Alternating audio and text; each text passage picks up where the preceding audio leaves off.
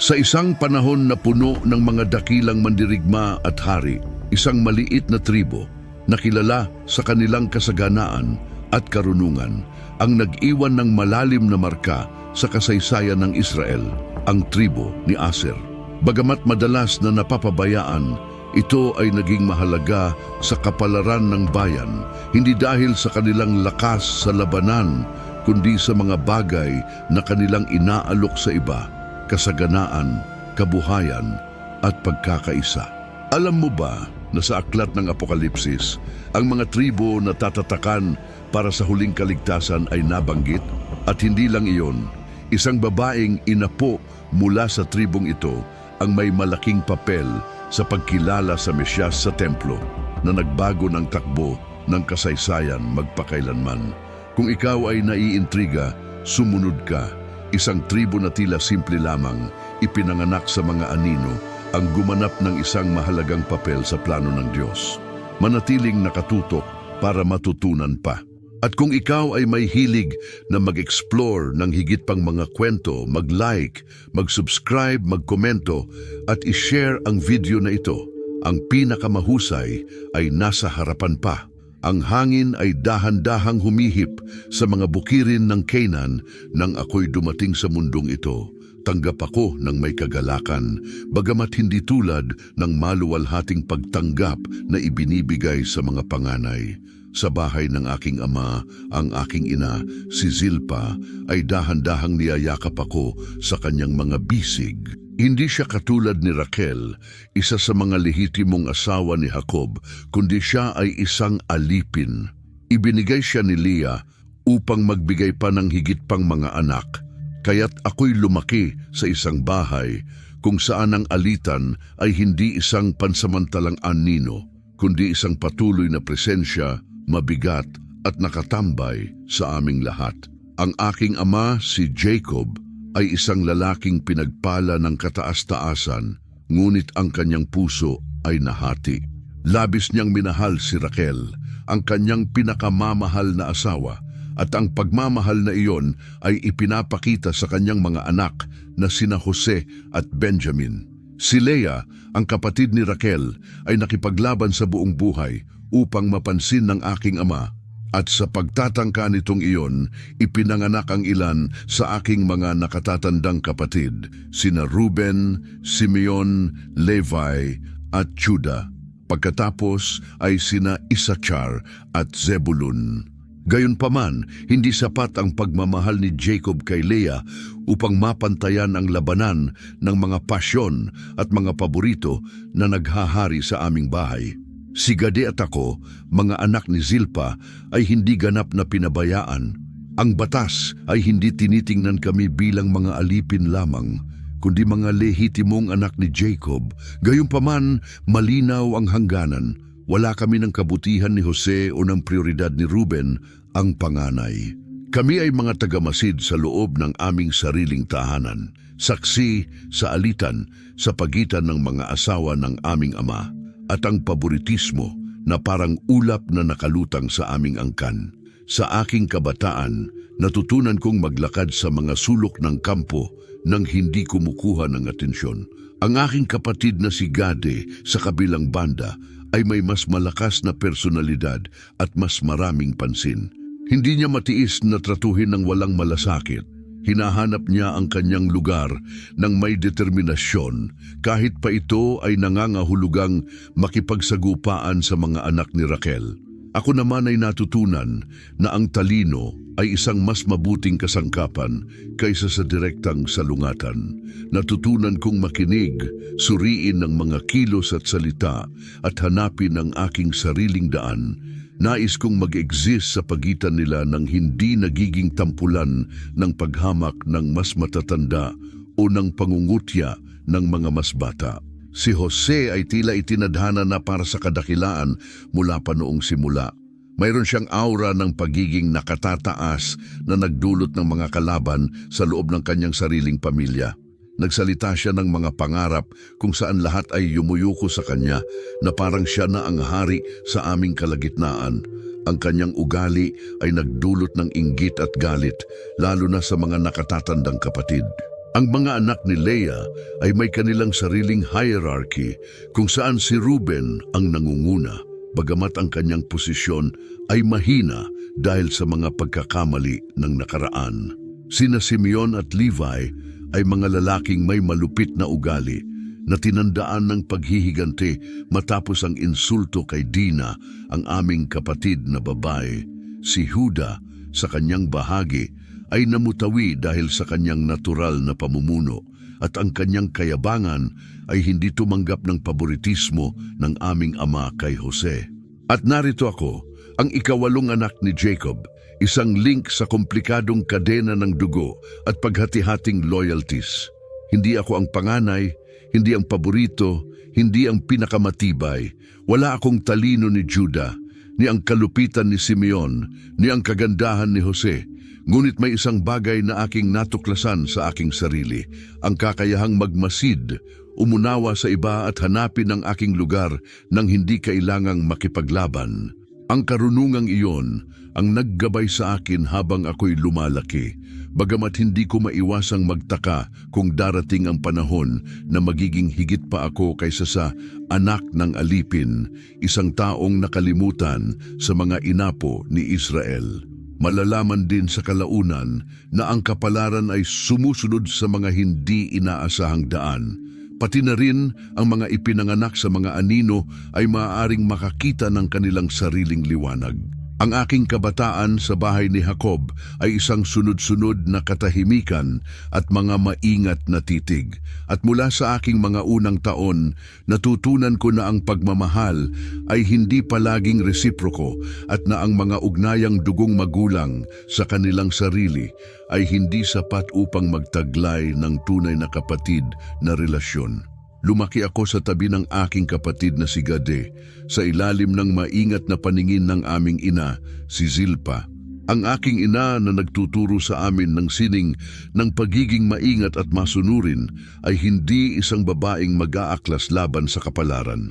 Bagamat siya ay nalulungkot sa kanyang kalagayan, tinanggap niya ang kanyang posisyon ng may kapayapaan na, minsan, hindi ko maintindihan. Itinuro niya sa amin na huwag inggitin ang mga anak ni Leah o ni Raquel, kundi hanapin ang halaga sa kung sino kami, dahil ang maliliit na bituin ay kumikinang din sa kalangitan. Doon sa taas, sabi niya habang pinapalo ang aking noo bago ako matulog, hindi lahat ng ilaw ay kailangang maging pinakamalaki upang makita. Ang relasyon ko kay God ay puno ng sabayang pagkakaibigan at pagkakaiba. Siya ay impulsive, may hilig na labanan ang mga alituntunin, samantalang ako ay mas pinipiling magmasid at mag-analisa. Bago kami kumilos ng magkasama, natutunan naming basahin ang mga galaw ng aming mga nakatatandang kapatid. Alamin kung kailan angkop na manahimik at kung kailan kami maaaring magsalita nang hindi kami magiging tampulan ng pang-uuyam o paghamak. Ang bahay ng aming ama ay madalas na isang larangan ng labanan. Mayroong isang malinaw na pagkakaiba sa kung paano kami tinatrato. Hindi kami mga alipin, hindi mga simpleng tagapaglingkod, ngunit hindi rin kami nakikita bilang ganap na pantay na para bang kami ay hindi karapat-dapat sa mana ng aming ama.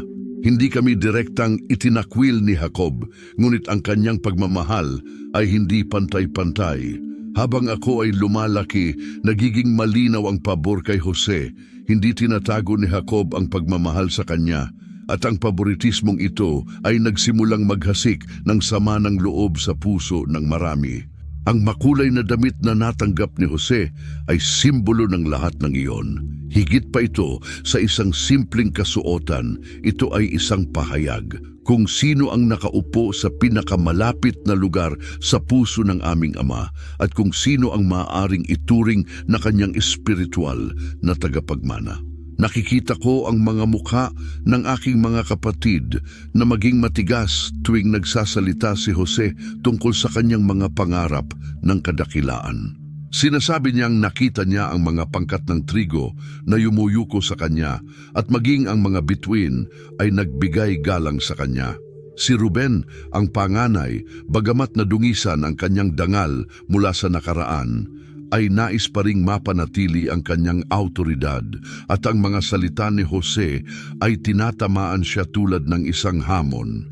Si Simeon at Levi na may malupit na ugali ay tinutuligsa ang kanyang posisyon at bumubulong bilang hamon. Si Juda, sa kanyang bahagi, kahit hindi ganoon ka-impulsive, ay hindi nawawala ang pagkakataon na siya'y ipahiya. Napansin ko ang panganib ng paboritismong iyon at nagsimula kong isipin kung paano maaaring baguhin ng paborito ang balanse sa pagitan namin. Ang aking lugar sa laro ng loyalties ay hindi tiyak, hindi ko kalaban si Jose, ngunit hindi rin ako kaalyado. Alam kong ang maling salita ay maaaring magdulot sa akin ng problema, kaya't nanatili akong nasa gilid, nagmamasid at nakikinig. Natutunan ko na maging isang tahimik na tagapamagitan, isang tao na nauunawaan ang posisyon ng lahat ng hindi nakikialam. Gayunpaman, hindi lahat ay intriga at alitan. May mga sandali na ang pagiging magkakapatid ay tila totoo. Kapag kami ay nag-aalaga ng mga tupa, kapag kami ay naghahati ng tinapay pagkatapos ng mahahabang araw, o kapag kami ay nakaupo sa bilog sa tabi ng apoy at nakikinig sa mga kwento ng aming lolo na si Isaac at aming ama na si Abraham. Sa mga sandaling iyon, ang bigat ng mga pasanin ay nawawala at kami ay naging mga anak lamang ng parehong ama, nagkakaisa sa parehong kwento at angkan, ngunit hindi tumatagal ang kapayapaan. Ang anino ng inggit ay lumalaki kasama ang paboritismo ni Jacob kay Jose at malapit nang magsimula ang isang alitan na magmamarka ng aming buhay magpakailanman. At bagamat hindi ako ang tanging kasali, ako ang nagkukwento ng kwentong ito, ay makikita ang lahat na magaganap sa aking mga mata, na para bang ang mga sinulid ng kapalaran ay tinatahi patungo sa isang hindi tiyak na katapusan. Ang araw ng disyerto ay kumikislap ng matindi nang dumating si Jose sa bukirin. Maging mula sa malayo, ang kanyang makulay na balabal ay kumikislap, mayabang sa ilalim ng liwanag ng araw, na parang ang kanyang presensya ay sapat na upang ipaalala sa amin ang alam na naming lahat. Siya ang paboritong anak ng aming ama. Si Jose ay naglalakad ng may tiwala na parang siya'y dumating upang magbantay sa amin sa pangalan ni Jacob. Ang kanyang mukha ay hindi nagpakita ng pag-iingat, kundi tiyak na seguridad. Hindi niya nakita ang galit na namumuo sa aming mga kapatid, isang pagkamuhi na lumago sa mga taon, at sa sandaling iyon, nakita ko itong magbuo sa isang bagay na mas madilim kaysa sa simpleng inggit. Si Simeon ang unang nagsalita. Sa isang matalim na tono, iniwasan ng kanyang baston sa isang bato habang tinutok ang tingin kay Jose ng may paghamak. Narito na ang nagngangalang mangarap, mumurming siya, ang tinig na puno ng panlilibak. Ang iba ay tumawa, ngunit mayroong isang bagay na delikado sa kanilang mga mata. Tumingin ako kay Gade sa aking tabi. Siya ay tila hindi komportable. Hindi ako partikular na malapit kay Jose. Ngunit ang tensyon ng sandaling iyon ay nagdulot sa akin na ipikit ang aking mga mata. Parang naramdaman ko ang lason sa likod ng mga salitang iyon. Pagkatapos ay narinig ko ang boses ni Judah, kalmado, matatag at sapat upang patahimikin ang grupo. Ano ang makukuha natin sa simpleng pagkapuot sa kanya? Hindi natin siya pwedeng patayin. Sisirain nito ang ating mga kamay. Pero maaari natin siyang ibenta. Sa ganitong paraan, mawawala siya at makakakuha pa tayo ng kapalit. Isang matinding katahimikan ang bumagsak sa amin. Wala si Ruben sa sandaling iyon. Sa isang sandali, inisip ko na may tatanggi sa ideya. Ngunit nang nakita ko ang kislap sa mga mata ng iba, naisip ko, ang desisyon ay naisip na. Ang puso ko ay kumabog ng magulo. Hindi ko masasabi na mahal ko si Jose, hindi kami malapit. Ngunit ang ideya ng pagtataksil sa kanya ay nagdulot sa akin ng sakit sa tiyan.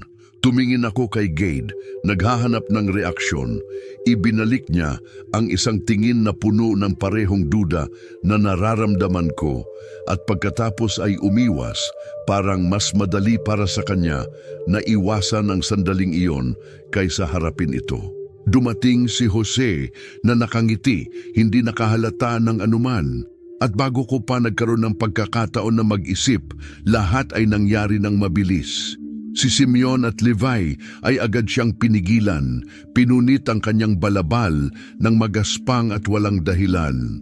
Ang kanyang mga sigaw ng pagtataka at mga hiling ay nilamon ng mga halakhak at mga bulong-bulungan ng kasunduan.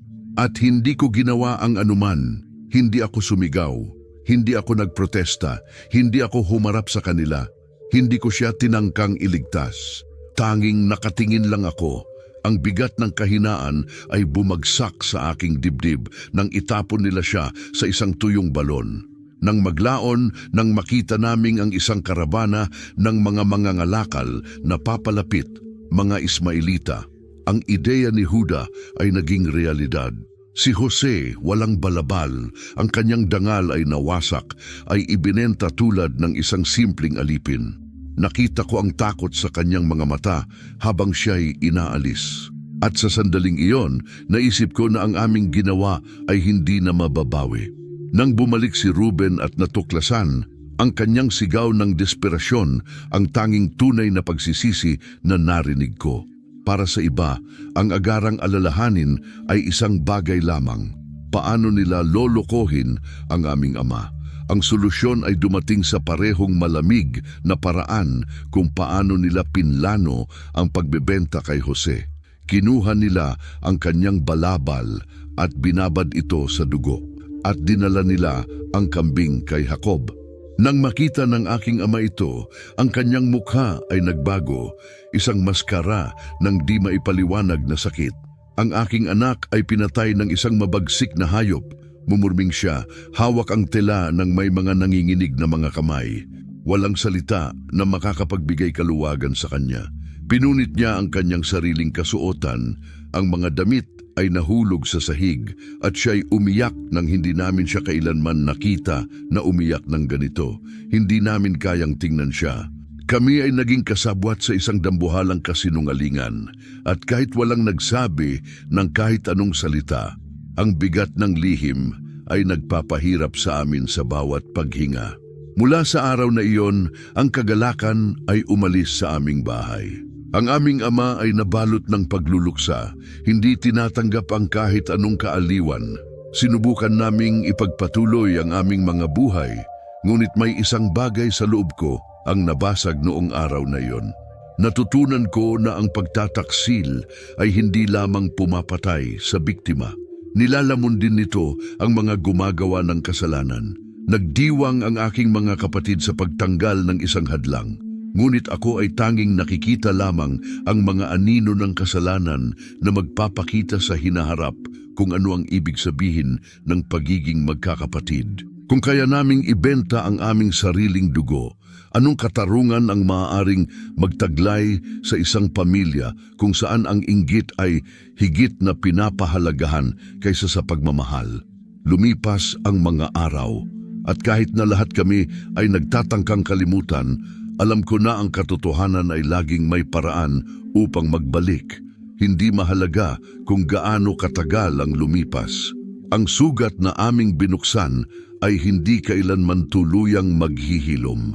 Ang pagdurugo ay maaaring tumigil, ang mga taon ay lalakad tulad ng mga panahon, ngunit ang marka ay mananatili. Habang lumilipas ang panahon, ang buhay sa Canaan ay naging mas mahirap.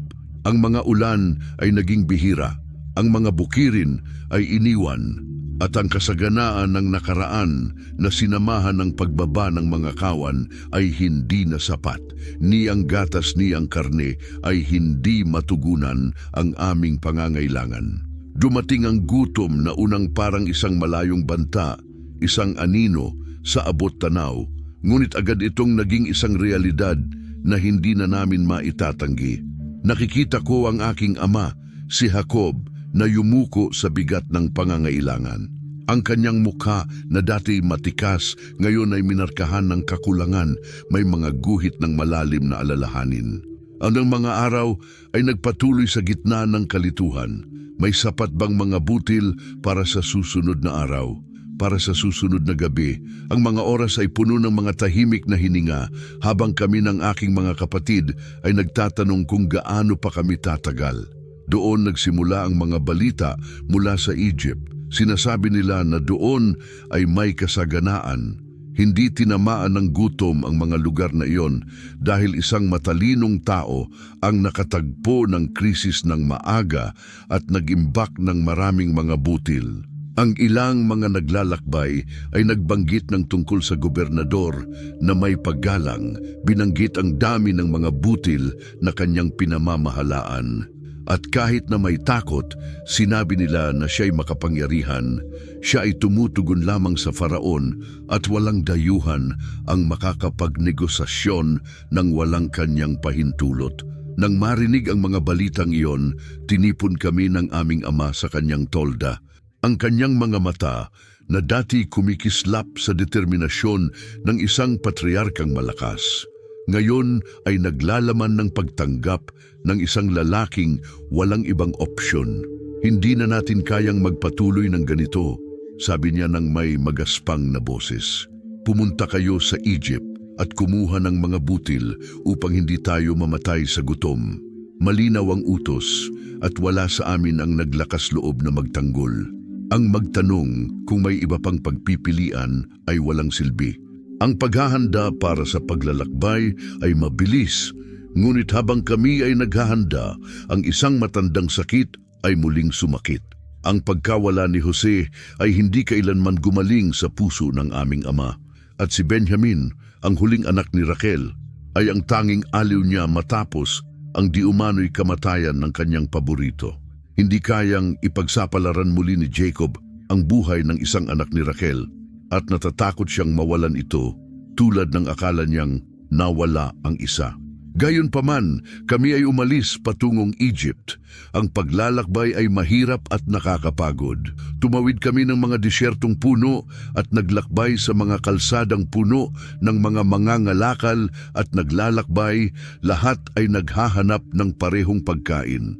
Ang araw ay matindi sa aming mga likod at ang mga malamig na gabi ay hindi kami pinapayagan na magpahinga. Habang kami ay papalapit sa malaking bansa ng Nilo, ang mga kwento tungkol sa kanilang yaman at kapangyarihan ay dumami. Ang Egypt ay isang mundong iba sa amin. Sa Canaan, ang aming mga tolda at mga bahay na gawa sa bato ay nahalo sa alikabok ng disyerto. Sa Egypt, may mga templo, mataas na pader na may kakaibang mga inskripsyon at mga abalang lungsod na puno ng buhay. Ngunit ang pinakakahanga-hanga sa lahat ay ang dami ng mga butil na nakaimbak. Pagdating namin sa lugar ng pamamahagi, napansin namin na hindi kami makakabili ng basta-basta tulad ng sa anumang pamilihan. Kailangan lahat ng transaksyon ay dumaan sa gobernador. Naghintay kami kasama ng iba pang mga banyaga hanggang kami ay pinahintulutan. Nagkaroon ako ng pagkakataon na makausap siya nang pumasok kami sa malaking bulwagan kung saan pinamamahalaan ng lalaking ito ang sustento ng kaharian. Ako'y tinamaan ng kakaibang pakiramdam, parang ang kapalaran ay malapit nang ipakita sa amin ang isang bagay na hindi ko pa lubos na nauunawaan. Ang gobernador ay nakaupo sa isang trono na bato, suot ang mga kasuotan at alahas ng maharlikang Egyptian. Ang kanyang postura ay hari, ang kanyang tingin ay matalim, at kapag nagsalita siya, ang kanyang boses ay may autoridad na nagbigay pakiramdam sa amin na kami maliliit. Taga saan kayo? Tanong niya sa isang perpektong Hebreo, bagamat may kaunting accent. Kami bilang mga banyaga ay yumuko sa kanya tulad ng nakasanayan sa harap ng mga pinuno at sumagot ng may paggalang. Taga-Canaan kami, sabi ni Judah. Naghahanap kami ng mga butil para sa aming pamilya dahil tinamaan kami ng gutom. Tiningnan kami ng lalaki ng masusing tingin na may matigas na ekspresyon. Mayroong isang bagay sa kanyang tingin, isang bagay na parang nag-aalangan sa pagitan ng matinding galit at isang nakatagong emosyon. Nagpatuloy ang katahimikan ng ilang sandali at pagkatapos hindi inaasahan, ang kanyang mukha ay tumigas. "Kayo ay mga espiya," sumigaw siya. "Dumating kayo upang suriin ang kahinaan ng aming lupa." Nagulat kami. Ang paratang ay seryoso at ganap na mali. Ngunit ang tono ng kanyang boses ay hindi nagpapahintulot ng pagtatalo.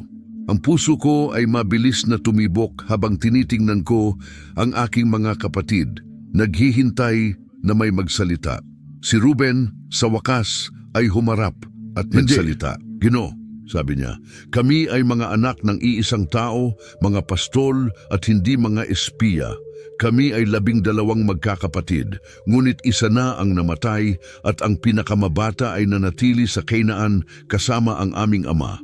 Ang gobernador ay tila pinag-isipan ang mga salita, ngunit ang kanyang tingin ay nanatiling matigas. "Kung totoo ang sinasabi ninyo," sinabi niya, "isa sa inyo ang mananatili dito bilang bilanggo at ang iba ay babalik upang kumuha ng butil. Ngunit kapag bumalik kayo sa Ehipto, dalhin ninyo ang inyong bunsong kapatid bilang patunay na hindi kayo nagsisinungaling." Tumingin kami sa isa't isa, nauunawaan ang bigat ng sitwasyon. Wala kaming pagpipilian. Si Simeon ay ginawang bilanggo at kami ay bumalik sa Canaan, na may kalungkutan sa kaalaman na kailangan naming kumbinsihin ang aming ama na ipadala si Benjamin kung nais naming palayain ang aming kapatid at makabalik sa Ehipto nang hindi kami napaparusahan. Ang aming alam, isang bagay na wala ni isa sa amin ang makakapag-imahina sa sandaling iyon, ay na ang lalaking aming niluhuran ay hindi isang karaniwang Egyptian. Siya si Jose, ang aming nawawalang kapatid. Ang nagbenta kami sa kanya bilang isang alipin, ngunit ang kanyang kapalaran ay hindi pa rin namin natutunan. Ang katotohanan ay malalaman, ngunit ang pinakamalaking pagsubok at ang pinakamahalagang aral ay naghihintay pa sa amin. Ang mga pagsubok na kinailangan naming harapin, ang daan pabalik sa Canaan, ay puno ng takot at pagkakasala. Tahimik naming dala ang mga butil na aming kinakailangan, ngunit ang bigat ng nangyari sa Ehipto ay sumasakit sa bawat hakbang na iniwan ni Simeon, bilanggo ng makapangyarihang gobernador, at ang mga salitang binitiwan na patuloy naming tinutugis bilang mga anino. "Kung nais ninyong bumalik, kailangan ninyong dalhin ang inyong bunsong kapatid." Ang aking isipan ay patuloy na nagsusuri ng tingin ng lalaking iyon. Ang tono ng kanyang boses, ang paraan ng kanyang pagtatanong, mayroong isang bagay sa kanya. Isang bagay na pamilyar na nakakabother sa akin, bagamat hindi ko matukoy kung ano iyon. Ngunit sa gitna ng alalahanin tungkol kay Simeon at ng hamon ng kumbinsihin ang aming ama na ipadala si Benjamin, wala akong sapat na espasyo sa isipan upang tuklasin ang misteryong iyon. Nang dumating kami sa harap ni Jacob at ipinaliwanag ang nangyari, ang kanyang reaksyon ay eksaktong tulad ng aming kinatatakutan. "Huwag kong papayagan!" sigaw niya. Ang mga mata ay pumasok sa galit. Punong-puno ng kalungkutan, nawalan na ako ng Jose at ngayon ay nawalan ko na siya. Gusto ni Simeon na ipadala ko si Benjamin, ngunit hindi ko siya ipapadala. Maliban na lang kung ako'y bababa sa libingan dala ang aking kalungkutan.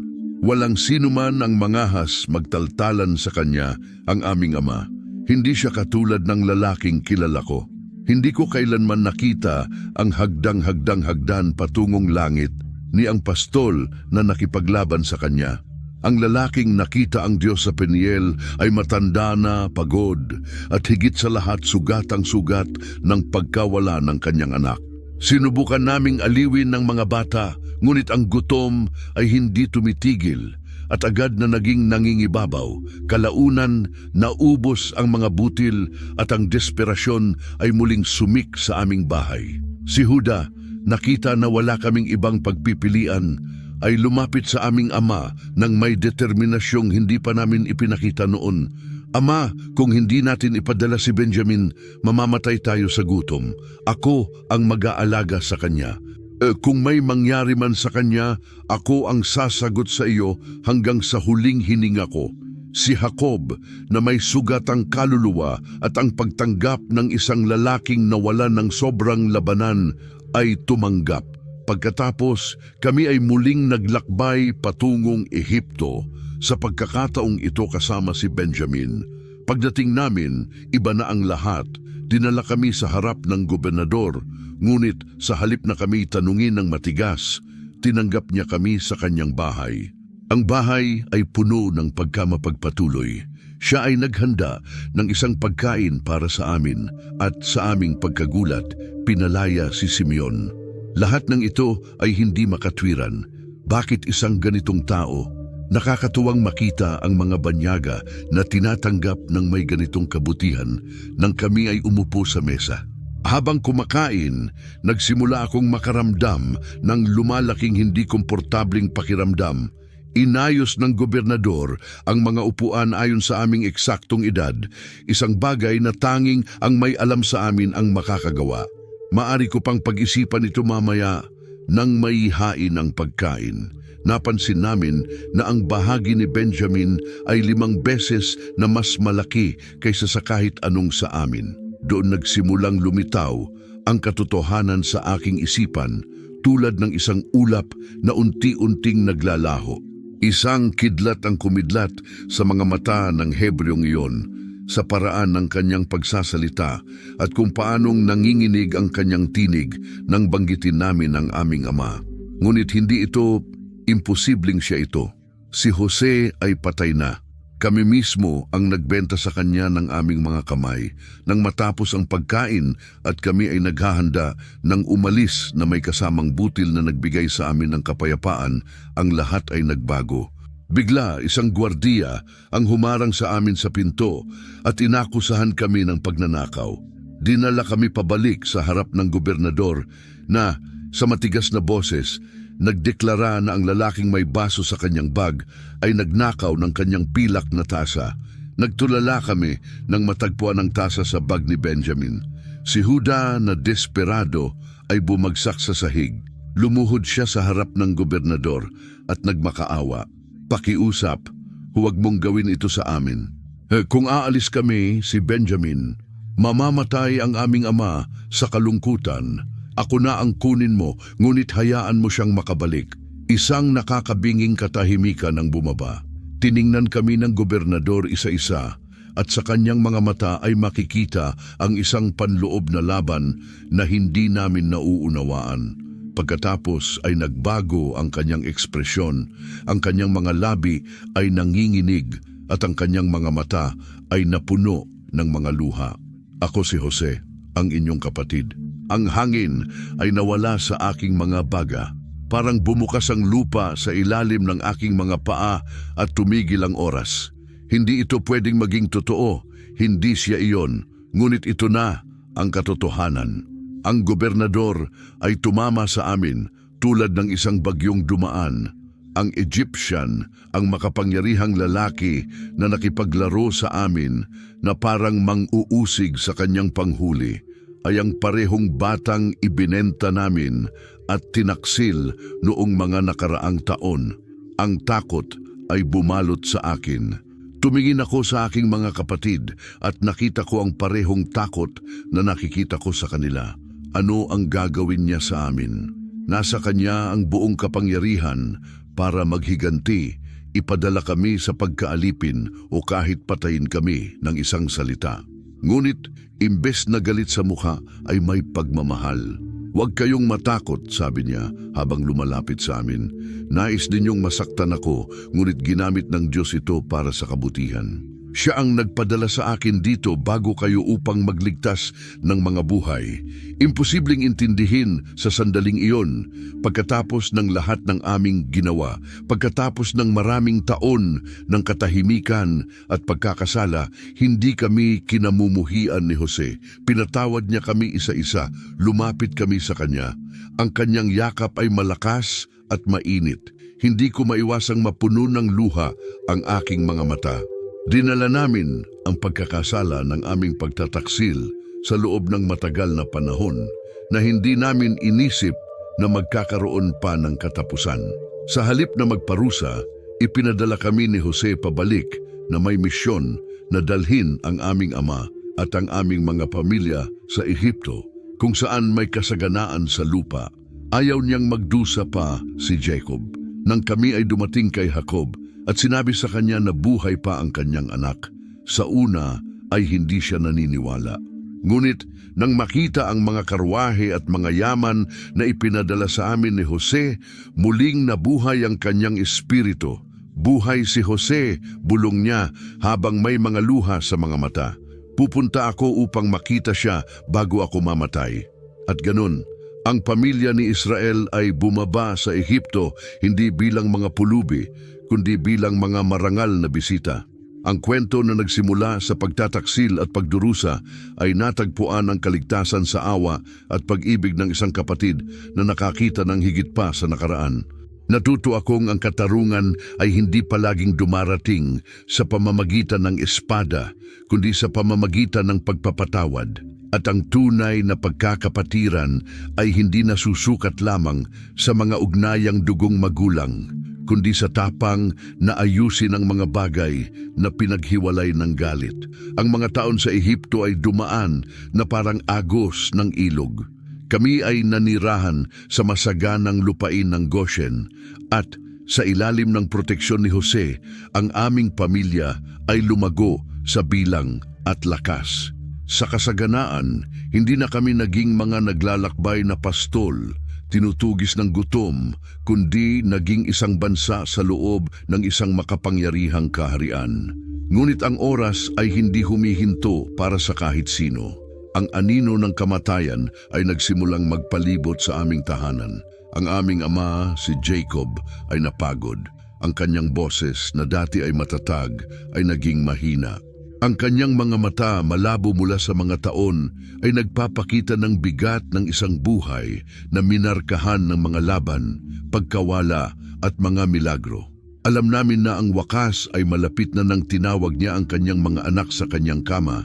Tinipon kami sa huling pagkakataon upang ibigay ang kanyang basbas. Si Jacob na nakasandal sa kanyang tungkod ay tumingin sa amin ng may pagmamahal at seryosidad. Ang kanyang mga salita na maraming beses na naging gabay at babala ay ngayon ang kanyang huling saksi para sa bawat isa sa amin. Isa-isa tinawag niya kami sa pangalan. Si Ruben, ang panganay, ay tumanggap ng pagbatikos sa halip na karangalan dahil ang kanyang pagkakamali sa alipin ng aming ama ay nagkait sa kanya ng karapatan sa pagiging panganay. Si Simeon at Levi ay nahatulan dahil sa kanilang karahasan at galit. Si Juda sa kabilang banda ay nakatanggap ng isang basbas na nagbukod sa kanya.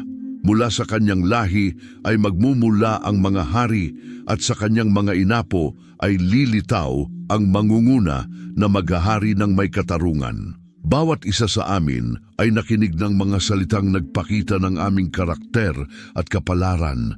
Ang iba ay minarkahan ng lakas, ang iba ng tapang, at ang iba ng pangako ng kasaganaan. Nang dumating ang aking pagkakataon, itinataas ng aking ama ang kanyang mata at sinabi ang mga salitang tumimo sa aking kaluluwa. Ang aking tinapay ay magiging masagana at mag-aalok ako ng mga pagkaing karapat-dapat para sa mga hari.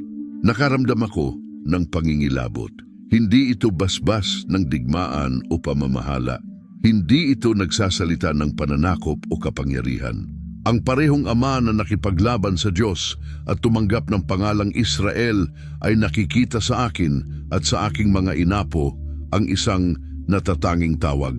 Ang aking tribo ay hindi magiging kilala sa pamamagitan ng espada, kundi sa pamamagitan ng kasaganaan.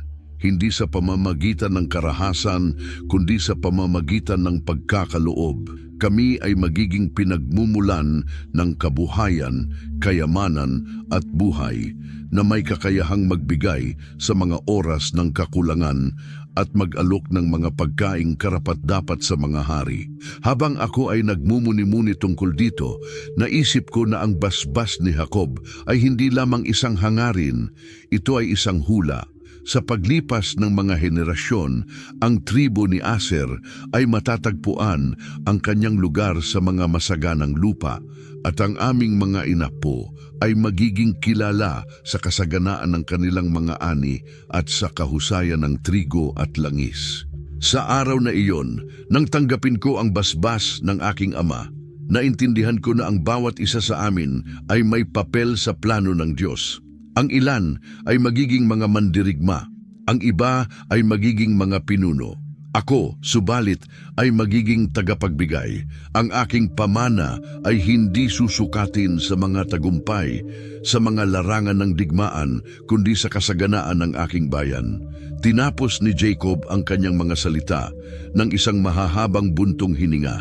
Tiningnan niya kami ng may malalim na pagmamahal ng isang ama na alam na ang kanyang oras ay dumating na at sa kanyang huling hininga, siya ay pumikit ng payapa. Kami, kanyang mga anak, ay dinala ang kanyang katawan pabalik sa Canaan, sa yungib ng Macpela, kung saan siya ay inilibing sa tabi ni na Abraham at Isaac. Nang matakpan ng lupa ang kanyang libingan, alam ko ang pamana ni Israel ay hindi magtatapos doon. Ang Diyos ng aming Ama ay nagsalita at ang kwento ng kanyang bayan ay magpapatuloy. At sa kwentong iyon, ang tribo ni Aser ay tutuparin ang pangako ng kasaganaan na ipinasok noong sandaling iyon. Sa Ehipto, dumating ang mga pagbabago na hindi ko kailanman maisip noong kami ay mga naglalakbay lamang na pastol sa Canaan. Ang aking mga inapo ay lumago at kasama ng paglago ay ang pagsisimula ng pangako. Ang tribo ni Aser ay umunlad sa masaganang lupain ng Goshen, pinagpala ng maraming tubig at mabungang lupa. Hindi kami naghahanap ng kaluwalhatian mula sa espada. Ang aming paglago ay mula sa trabaho, mula sa lupa, sa mga matibay na kasunduan at sa araw-araw na sipag. Ang mga anak at apo ko ay natutong magtanim ng maingat at makipagkalakalan sa mga Egyptian ng may karunungan. Ipinagmamalaki namin na kami ang pinagmumulan ng pagkain para sa aming mga kapatid. Kapag ang iba ay nahaharap sa pangangailangan, mayroon kaming sapat upang ibahagi. At kahit na ang mga taon ay lumipas at ang alaala ni Jose ay naglaho sa mga Egyptian, ang basbas ni Jacob ay nanatiling buhay. Sa bawat tinapay na inihurno, sa bawat lalagyan ng langis na lumabas mula sa aming mga kamalig. Ang komunidad ng Aser ay hindi na lamang isang koleksyon ng mga pamilya, kundi naging isang malakas na bayan sa loob ng bansang Israel. Nakita ko ang mga apo ko na lumaki ng may katiyakan na ang kanilang kinabukasan ay hindi nakasalalay sa pagiging pinakamalakas, kundi dahil inilagay ng Diyos sa aming mga kamay ang responsibilidad na pakainin ang kanyang bayan at itaguyod ang kasaganaan. Gayunpaman, may isang babala. Ipinapaalala ko ang mga salita ng aking ina, si Zilpa, na nagturo na ang kayamanan kapag hindi maayos na pinamamahalaan ay nagdudulot ng kasiraan sa puso. Kaya't nagsusumikap akong panatilihing ang pagiging mapagbigay ay ang tanda ng aming pagkakakilanlan. Hanggang may tinapay sa aming mga kamay at awa sa aming mga puso, ang aming tribo ay mananatiling simbolo ng pagkakaloob at sustento. Ngunit ang mga araw ng kasaganaan sa Ehipto ay naging isang malayong alaala ng isang bagong dinastiya ang umakyat sa kapangyarihan. Ang alaala ni Jose ay nawala at kasabay nito ang pabor na dati naming tinamasa sa Goshen. Ang nagsimula bilang pag-aalinlangan ay agad naging takot at galit. Ang faraon na namumuno ay hindi nakilala ang aming kasaysayan o ang kontribusyon ni Jose. Tinitingnan kami bilang isang lumalaking masa, isang banta sa kanyang mga hangganan. Ang kasaganaan na dati ay tanda ng basbas, ay ngayon ay tinitingnan ng may pagdududa. Ang aming mga dating kaalyado ay nagsimulang makita kami bilang mga posibleng alipin. Dumating ang kautusan ng walang paunang abiso, unang mga mas mataas na buwis. Pagkatapos ay sa pilitang paggawa sa pagtatayo ng mga lungsod-imbakan. At bago namin namalayan, hindi na kami malaya. Kami ay pinasunod ng mga latigo at tanikala. Pinipilit magtiis ng isang hindi makatarungang pasanin. Para sa tribo ni Aser na sanay mabuhay mula sa pagtatanim at kalakalan, ang epekto ay brutal. Ang mga bukirin ay kinumpiska, ang produksyon ay nawasak, at ang dati naming kalayaan ay naging pagkaalipin. Sa simula, tumanggi kami tulad ng alam namin, nag-aalaga sa isa't isa. Sa mga sandali ng pahinga, ipinagpapalit namin ng tinapay. Sa madidilim na gabi, inuulit namin ang mga salita ni Jacob. Ang inyong tinapay ay magiging masagana at mag-aalok ng mga pagkaing karapat-dapat sa mga hari. Ngunit paano magaganap ang isang basbas na ito sa gitna ng paghihirap? Paano ang pangako ng sustento ay makakapagbigay sa mga kamay na puno ng kalyo, pawis at luha na ibinuhos sa lupa ng Ehipto? Nakita ko ang pagdurusa na kumakain sa aking bayan. Nakita ko ang mga matanda na bumagsak sa bigat ng mga brick. Nakita ko ang mga bata na lumalaki ng hindi nakakilala ng kalayaan. Nakita ko ang mga kababaihan na umiiyak para sa mga anak na tinanggal at pinatay ayon sa utos ng Faraon. Sa mga madilim na araw na iyon, marami ang nagduda. Ang ilan ay nagtatanong kung iniwan kami ng Diyos. Ang iba ay bumubulong na hindi na namin sana dapat pinili ang Ehipto. At sa aking katandaan, nakita ko ang mga inapo ko na yumuyuko sa harap ng mga tagapamahala. Naramdaman ko ang bigat ng hindi tiyak na hinaharap. Ngunit sa kaibuturan ng aking puso, alam ko, buhay pa ang pangako. Hindi kami iniwan ng Diyos. Ang sinabi ni Jacob ay hindi nawala. Ito ay pinapatunayan sa pamamagitan ng apoy ng paghihirap, tulad ng pagpapasakit ni Jose na ibinenta bilang alipin at pagkatapos ay pinataas. Hindi ito magtatagal magpakailanman.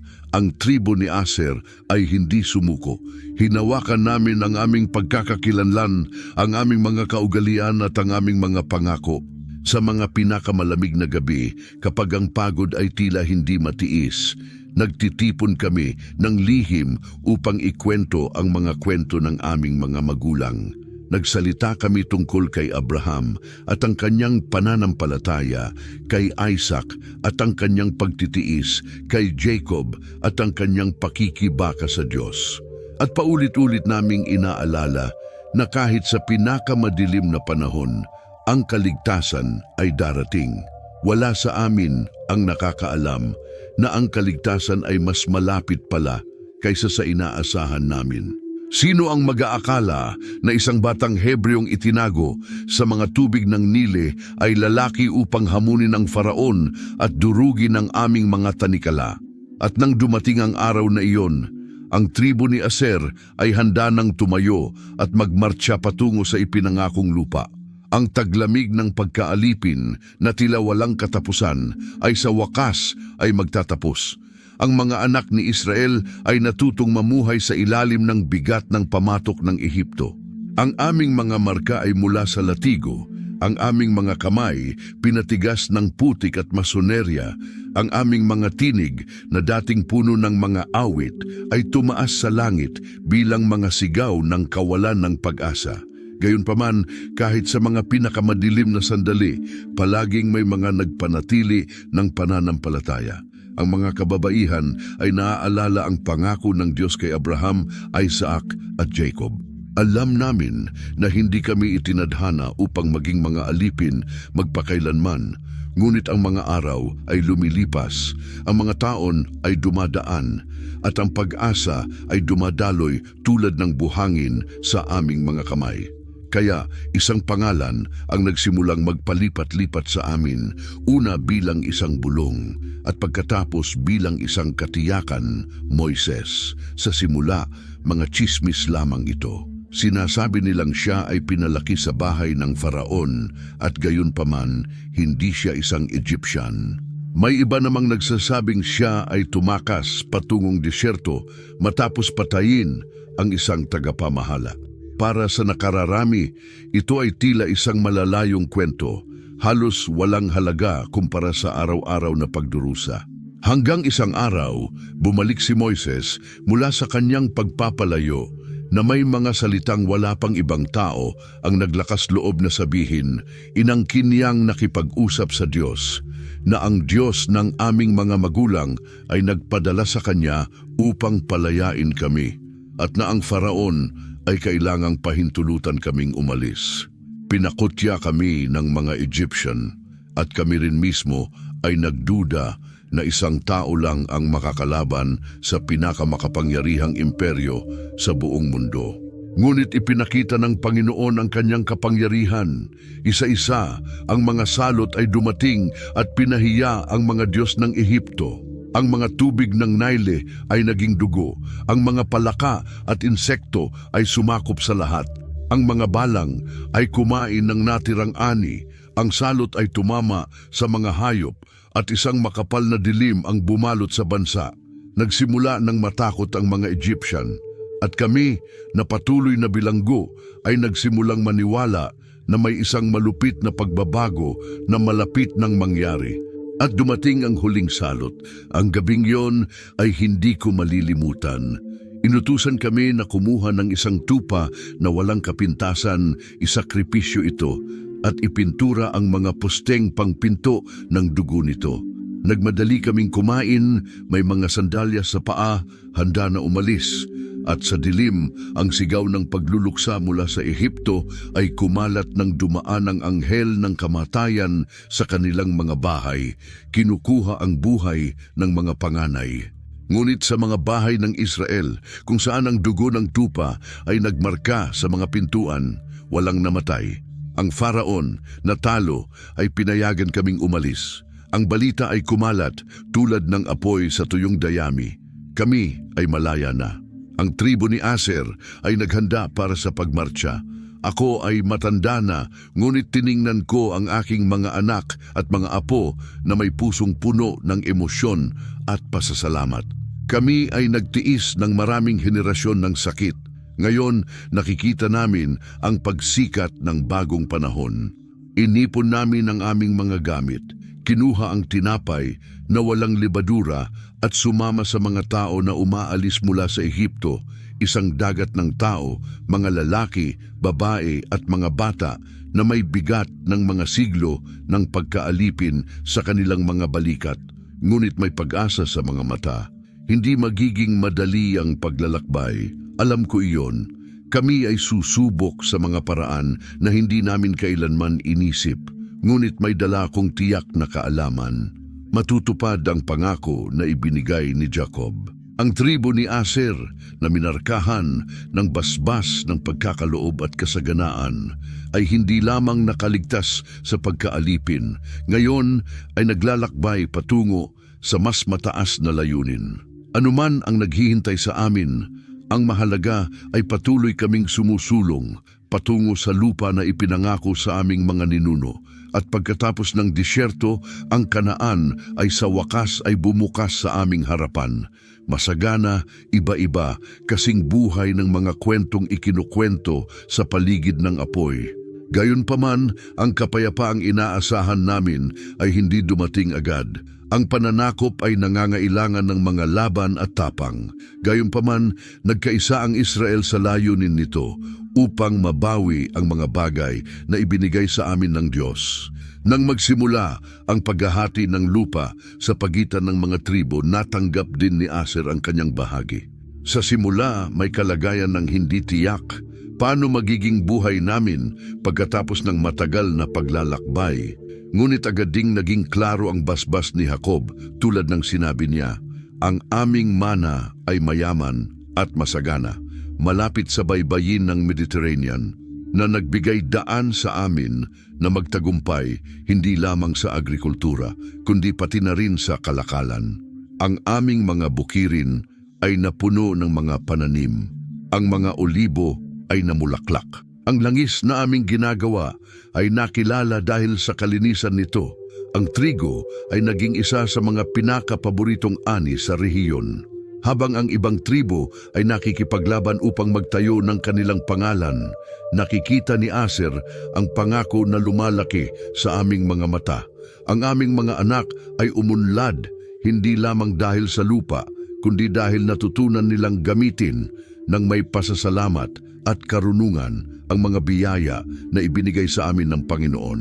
Pinagmamasdan ko ang aking mga apo at mga apo ng mga apo na lumalaki sa masaganang mga lupa, at malinaw kong nakikita ang katuparan ng mga salita ni Jacob.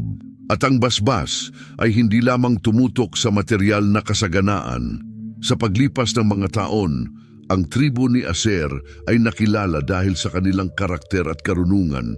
Malakas hindi dahil sa kanilang kakayahan sa digmaan, kundi dahil sa kanilang katatagan at kaginhawahan na hatid nila sa iba pang mga tribo. Ang aming mga lupa ay hindi minarkahan ng malalaking pader o mga impantadong mga lungsod, ngunit ang aming impluensya ay tunay. Ang aming langis, aming mga butil at prutas ay umabot sa buong lupang ipinangako.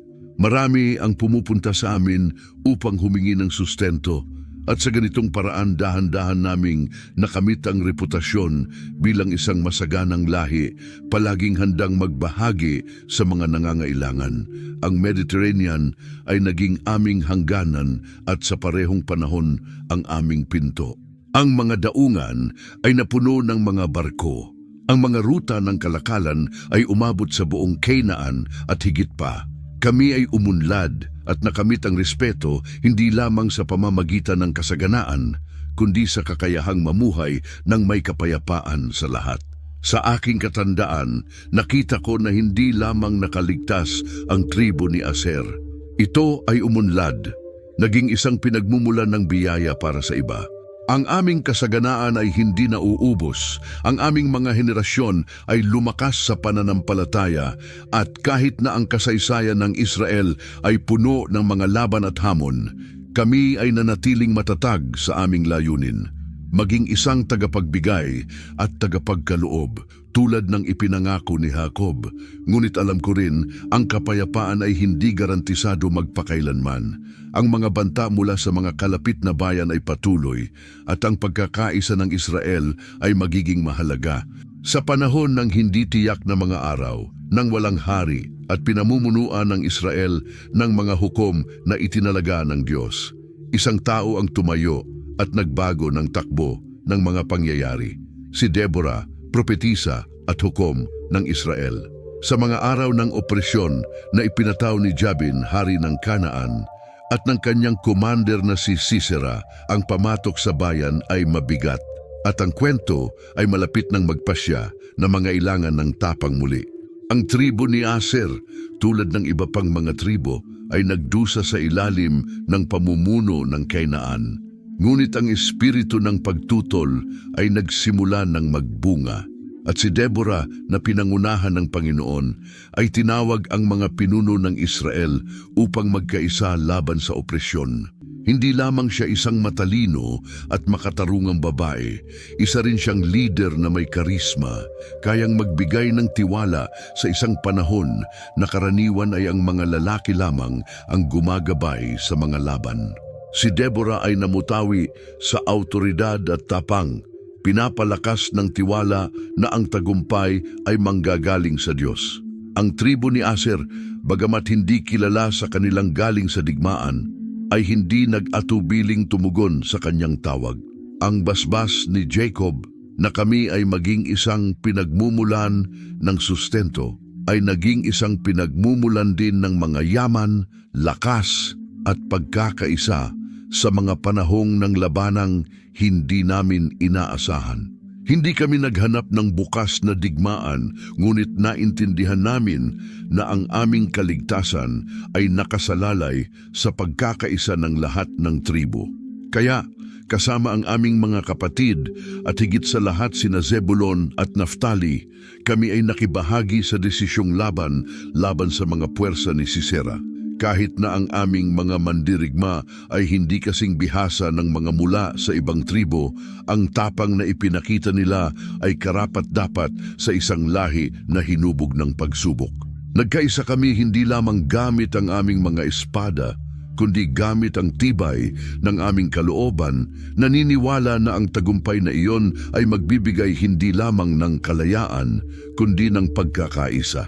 Nang sa wakas ay natalo si Sisera, ang tagumpay ay para sa buong Israel. Hindi lang ito nagbigay ng kalayaan sa isang pinagsamantalahan, kundi nagpatibay rin ng pangako. Hindi iniiwan ng Diyos ang kanyang bayan kahit sa pinakamadilim na mga oras. Para sa Aser, ito ay isang dahilan ng kagalakan na malaman na kami ay bahagi ng pagpapalaya. Ang aming pangalan ay sumama sa mga magigiting na nakipaglaban sa tabi ni Deborah. Bilang isang tribo na matibay, lalo pa naming pinagtibay ang aming posisyon. Hindi kami ang pinakamalakas, hindi kami ang pinakakatakutan, hindi kami ang pinakamakapangyarihan. Ngunit nang dumating ang tamang oras, nalaman naming magkaisa kami sa aming mga kapatid at kumilos ng may determinasyon.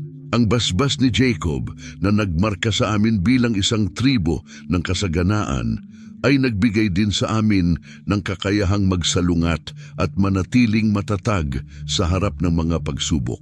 Kaya ang Aser ay naging isang simbolo ng katapatan hindi lamang sa mga panahon ng kapayapaan, kundi pati na rin sa mga panahon ng digmaan. At nang inawit ni Deborah ang kanyang awit ng tagumpay na ipinagdiriwang ang kamay ng Diyos sa laban, kami ay kabilang sa mga tribo na tumugon sa tawag. Maliwanag na ngayon na ang aming tribo ay hindi lamang matatandaan dahil sa kasaganaan, kundi pati na rin sa katapatan at tapang sa pagtatanggol ng kalayaan at pagkakaisa ng bayan ng Israel.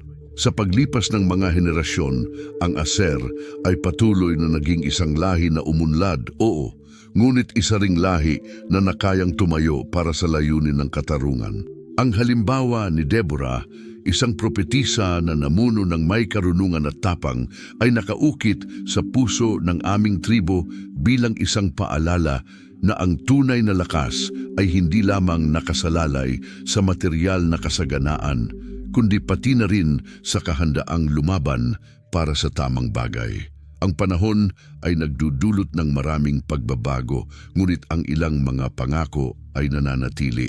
Habang ako ay tumingin pabalik, matanda na, hindi ko maiwasang magtaka kung paanong ang mga salitang binitiwan ng aking ama, si Jacob, na minsan ay tanging mga basbas lamang, ay natutupad sa bawat henerasyon.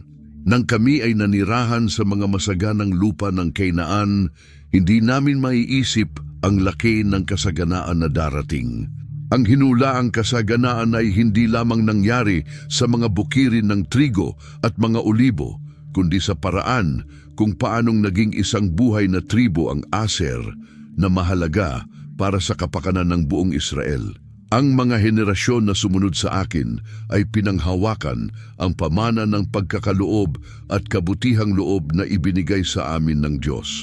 Pinanatili ng Diyos ang aming mga bukirin na masagana at ang aming mga produkto mula sa langis hanggang sa mga butil ay patuloy na nagpapakain sa ibang mga tribo.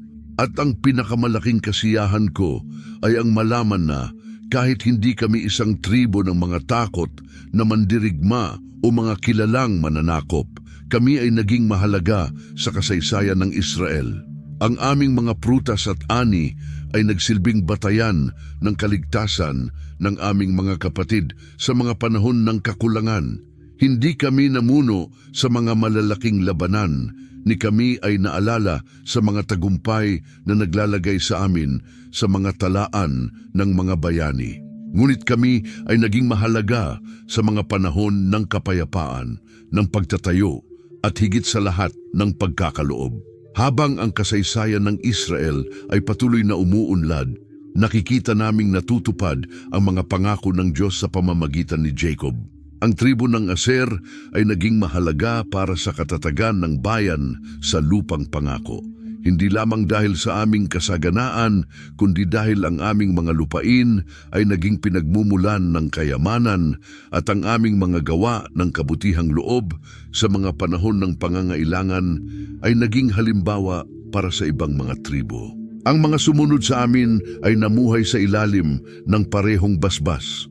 Alam nila na ang kasaganaan ay hindi lamang bunga ng pagsusumikap ng tao, kundi pati na rin ng katapatan ng Diyos sa kanyang pangako.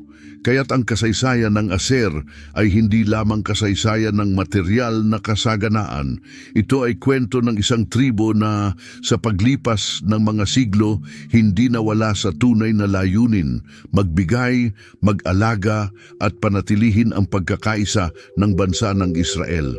May mga pagsubok, mga panahon ng pagsamba sa ibang mga Diyos, mga panloob na laban at mga pagsalakay ng mga banyaga. Ngunit sa tuwing ang Israel ay dumaan sa mga mahihirap na panahon, nariyan ang Aser na nag-aalok ng kung anong mayroon kami upang matulungan ang bayan na magpatuloy.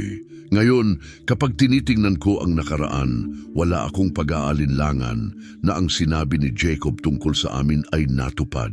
Kami ay naging basbas sa Israel, isang tribo na hindi naghanap ng kaluwalhatian sa digmaan, kundi nakilala sa aming kabutihang loob, karunungan at kasaganaan.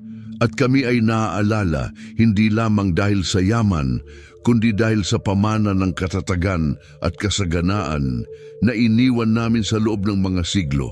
Ang aking puso ay puno ng pasasalamat na malaman na ang aming kasaysayan ay bahagi ng mas malaking kasaysayan ng Israel. Ang hula ni Jacob ay hindi lamang isang salita ng pag-asa para sa isang tiyak na tribo, kundi isang pahayag na umabot sa buong bansa. At habang ang panahon ay lumilipas, ang Aser ay nananatiling simbolo ng pagkakaloob, pagkakaisa at pananampalataya sa mga pangako ng Diyos na nagpapaalala sa lahat na ang tunay na kasaganaan ay ang handang magbahagi. Tulad ng nangyari sa maraming iba pang mga pangako sa paglipas ng mga siglo, ang salita ng Diyos ay dumaan sa mga henerasyon. At ang pamana ng bawat tribo ay pinanatili, hindi lamang sa mga alaala ng tao, kundi sa mismong naratibo ng mga kasulatan. Ang kwento ng tribo ng Aser na madalas na tinatabingan ng mga dakilang kwento ng mga hari at mandirigma ay iniwan din ang marka nito sa landas ng Israel at sa huli sa kasaysayan ng mundo. Habang nire-reflect ko ang ibig sabihin ng maging bahagi ng bayan ng Diyos, napansin ko na kahit na ang mga tribo ay tila nawawala sa katahimikan ng panahon, ang pangalan ng Aser ay patuloy na umuugong. Sa mga mahalagang sandali, ginusto ng Diyos na ipakita na hindi niya nakakalimutan ang mga tila hindi gaanong kilala sa mga mata ng tao. Isa sa mga pinakamakulay na talaan ay nasa Apokalipsis, ang huling aklat ng Biblia na nagsasalita tungkol sa hinaharap at katuparan ng kalooban ng Diyos. Diyan sa listahan ng 12 tribo, ang Aser ay binanggit sa mga tribong tatatakan. Ang tamang reference ay hindi talata 76, kundi Apokalipsis 7:6, kung saan mababasa natin na 12,000 ang tatatakan mula sa tribo ni Aser. Ang detalye na ito, maliit ngunit malalim na makapangyarihan, ay nagpapakita na kahit sa mga huling panahon, hindi nakalimutan ng Diyos ang tribo na kilala sa kasaganaan, kabutihang loob at pagkakaloob para sa Israel. Ang pangwakas na kaligtasan ng bayan ng Diyos ay kasama rin ang partisipasyong ito. Ang kwento ng Israel ay hindi magiging kumpleto nang hindi inaalaala ang Aser. Ngunit ang pagbanggit ng Aser ay hindi lamang limitado sa Apokalipsis. Ang tribo ay may espesyal na lugar din sa kasaysayan ng kaligtasan sa Bagong Tipan. Sa Ebanghelyo ni Lucas 2:36-38, matatagpuan natin si Ana, isang propetisa na inilalarawan bilang anak ni Phanuel mula sa tribo ni Aser. Si Ana na matanda na ay nanirahan ng maraming taon bilang isang balo at naglaan ng buhay sa paglilingkod sa Diyos sa pamamagitan ng pag-aayuno at panalangin sa templo. Nang ipakita ang batang si Jesus ng kanyang mga magulang, siya ay nakilala ito at pinapalakas ng Espiritu, ipinahayag na ang batang iyon ay ang kaligtasan ng Israel. Kahanga-hanga na. Sa kabila ng maraming kababaihan sa Israel, si Ana, isang ina po ng Aser, ang napili upang ipahayag ang pagdating ng tagapagligtas. Hindi ito isang maliit na detalye. Ang tribo na mula kay Jacob ay nagdala ng imahe ng pagkakaloob at kasaganaan ay ngayon ay konektado sa isang mas malalim na katotohanan, ang pag-aanunsyo ng tunay na kasaganaan, ang kaligtasan na walang hanggan kay Kristo. Si Ana ay hindi lamang isang kinatawan ng Aser, siya ay isang paalala na kahit sa mga simpleng hakbang at mapagpakumbabang kilos, ang kaluwalhatian ng Diyos ay nagpapakita. Ang hula na ipinahayag tungkol sa aming tribo na ang inyong tinapay ay magiging masagana at na mag-aalok kami ng mga pagkaing karapat-dapat sa mga hari ay ngayon nagkakaroon ng mas mataas na kahulugan.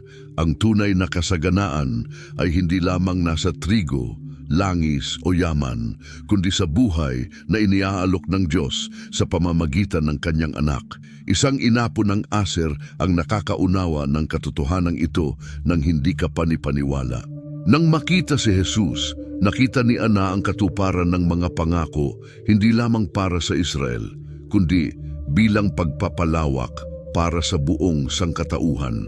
At sa ganitong paraan, ang pamana ng Aser ay lumawak. Hindi na lang ito ang alaala ng material na kasaganaan, kundi nagsisilbing gabay sa isang mas mataas na layunin ng kaligtasan na tinatawid ng Diyos sa paglipas ng mga henerasyon. Ang presensya ng Diyos ay dumadaan sa mga panahon at mga tribo. Ang bawat isa ay mayroong lugar sa kanyang plano. Ang kwento ng Aser, anak ni Zilpa, madalas na itinuturing na mas mababa sa mga kapatid, ay naging simbolo kung paano ginagamit ng Diyos ang mga hindi kadalasang alalahanin upang tuparin ang isang walang hanggang layunin. Ang plano ng Diyos ay hindi nakasalalay sa posisyon sa lipunan, kapangyarihan militar o kasikatan. Kahit ang mga ipinanganak sa simpleng mga kalagayan ay mayroong tawag sa loob ng kasaysayan ng Diyos. Kaya't sa mga henerasyon, ang tribo ng Aser ay hindi lamang isang lahi ng material na kabutihang loob, kundi isang lahi na, tulad ni Ana, ay nakilala na ang tunay na kasaganaan ay nanggagaling sa Panginoon. Ang katuparan ng hula ni Jacob ay hindi isang kaganapan sa isang tiyak na panahon. Ito ay isang pagpapakita kung paano pinapalakad ng Diyos ang mga kwento ng kanyang bayan patungo sa isang layunin ng kaligtasan. Bilang mga inapo ni Aser, maaari naming tingnan ang nakaraan ng may pasasalamat at magpatuloy ng may pag-asa na alam na sa pamamagitan ni Hesukristo ang tunay na kagalakan at tunay na kasaganaan ay iniaalok sa lahat ng mga tao. Ganito natapos ang kwento ng tribo ni Aser, isang tribo na ang basbas at pamana ay tumagos sa paglipas ng panahon, hindi lamang bilang tanda ng kasaganaan, kundi bilang simbolo ng kabutihang loob ng Diyos at ng katapatan sa kanyang mga pangako. Mula sa mga salita ni Jacob hanggang sa pagpapahayag ni Ana sa templo, ang Aser ay may lugar sa kasaysayan ng bayan ng Israel at sa huli sa planong divino ng kaligtasan. Kung ang kwentong ito ay nakatama sa iyong puso at tumulong sa iyong pag-unawa sa lalim ng mga layunin ng Diyos, inaanyayahan kita mag-subscribe, ibahagi ang iyong opinyon at ipadala ang video na ito sa isang tao na maaaring mag-inspire. Salamat sa paglalakbay. Kasama kami sa paglalakbay na ito sa pamamagitan ng kasaysayan at mga pangako ni Aser. Magkita tayo sa susunod na kabanata ng kamanghamanghang paglalakbay na ito.